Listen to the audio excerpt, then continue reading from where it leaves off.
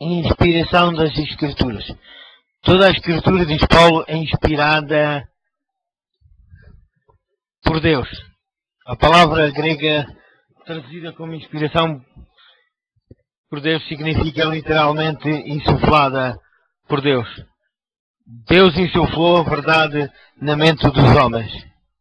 Deus insuflou a verdade na mente dos homens. Eles, por sua vez, exprimiram-nas com as palavras que encontramos nas Escrituras. A inspiração é, por consequência, o processo pelo qual Deus comunica a sua eterna verdade. O processo da inspiração, a revelação divina, foi dada por inspiração a homens que falaram da parte de Deus, movidos pelo Espírito Santo. Estas revelações foram concretizadas em linguagem humana, com todas as suas limitações e imperfeições, continuando, porém, a ser o testemunho de Deus. Deus inspirou homens, não palavras. Tiveram os profetas um papel tão passivo como o dos gravadores de som que reproduzem exatamente aquilo que se grava.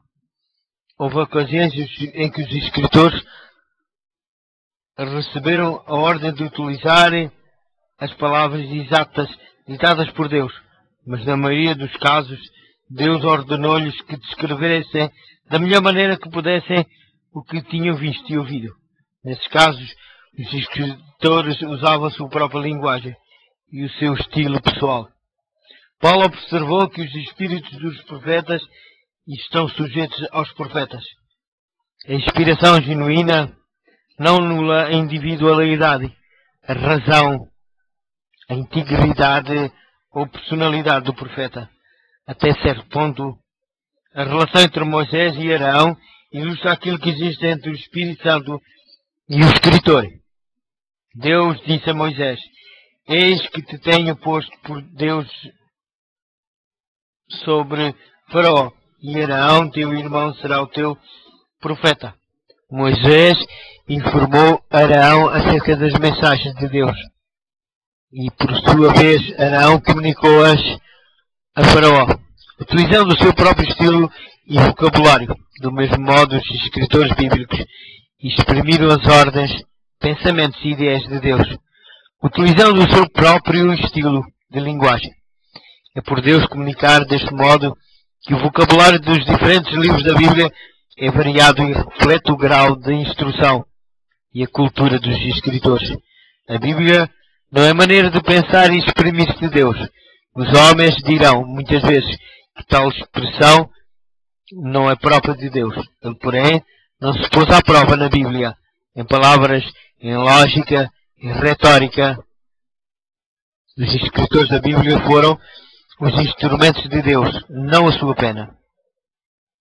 A inspiração não atua nas palavras do homem, ou em suas expressões, mas no próprio homem, que sob a influência do Espírito Santo é possuído de pensamentos